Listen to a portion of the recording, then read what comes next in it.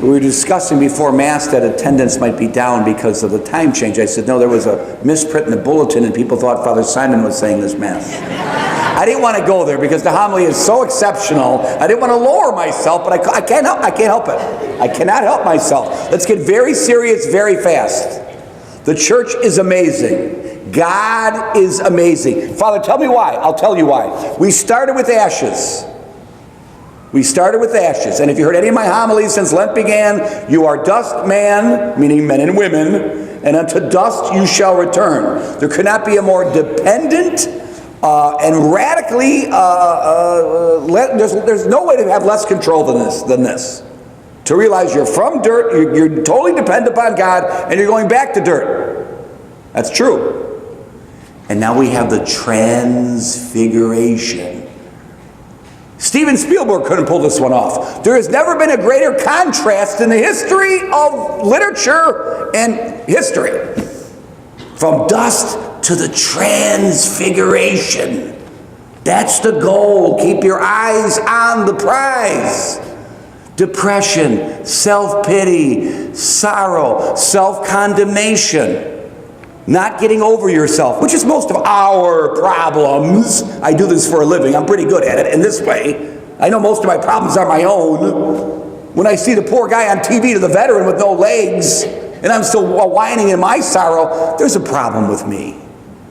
When I see the homeless man, or the mentally ill person, or the family that has to care for a handicapped kid, and I'm still whining about myself, that's on me. Don't put that on someone else. You know we need some Father Koutnik therapy right now. I'm the problem and there's no excuse for bad behavior.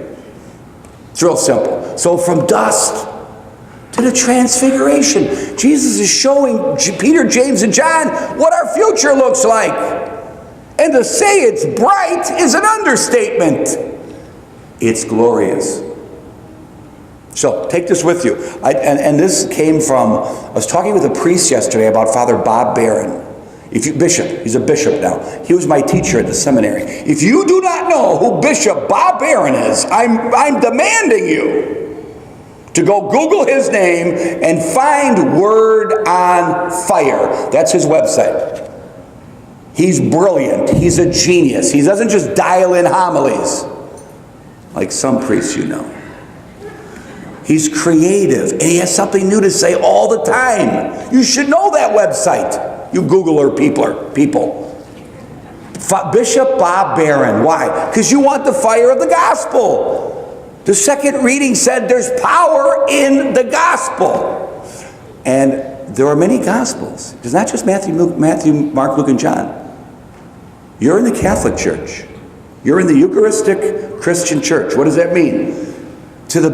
As Scout's honor and to the best of my understanding, we are literally, by the succession of apostles and the primacy of Peter and his successors, we're following Matthew, Mark, Luke, and John to the best of our abilities, as I understand it.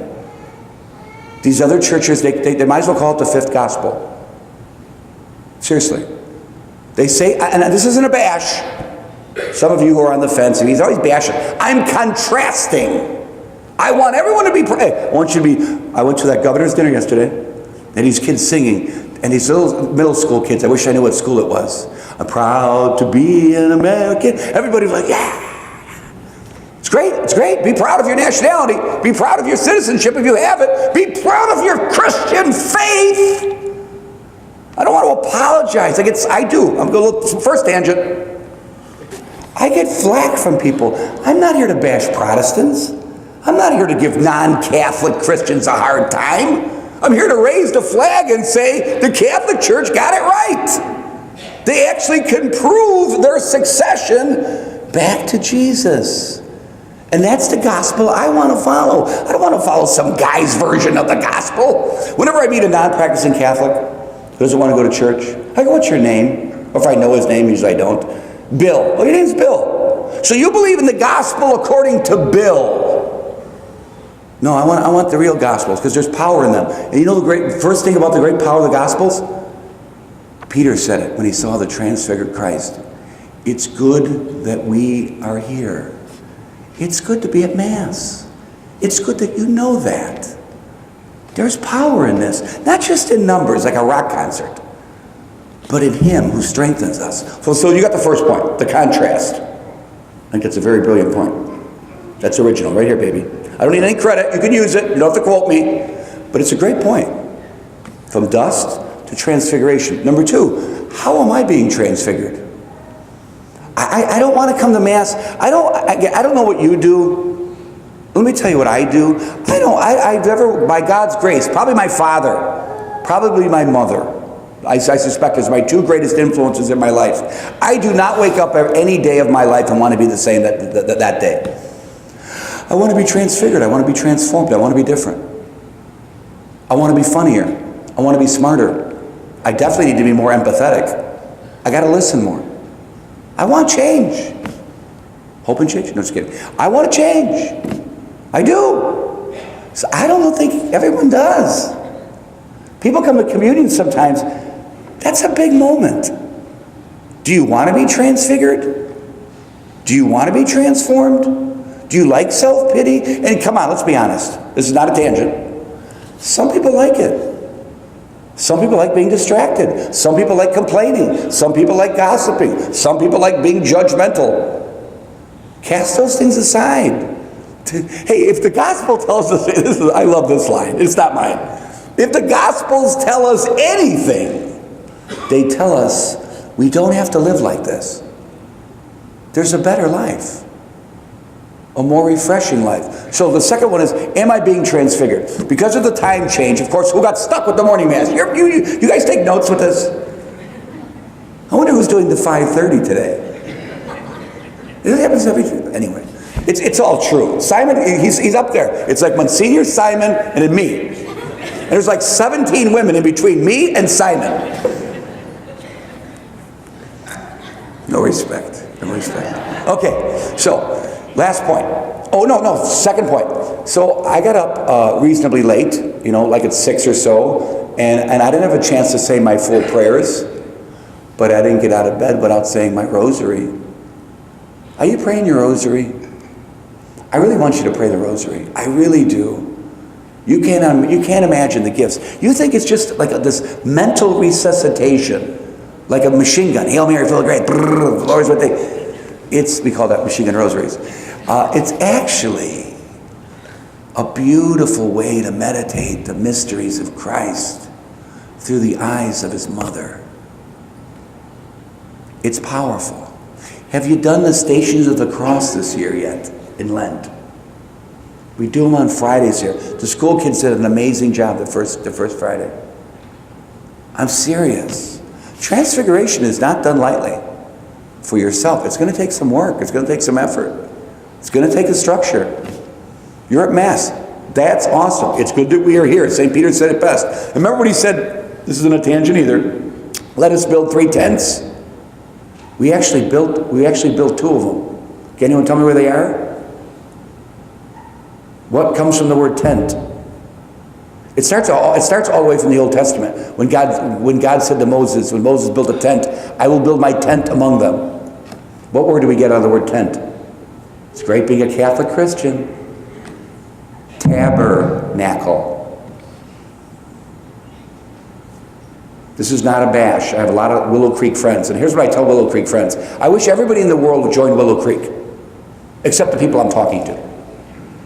Think about that sentence for a second. No, it offers a lot. And I have respect for them, great respect.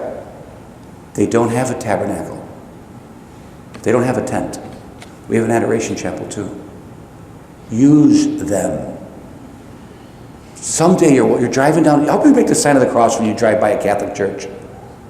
Wherever you are, whatever town you're in, because you're passing the tabernacle.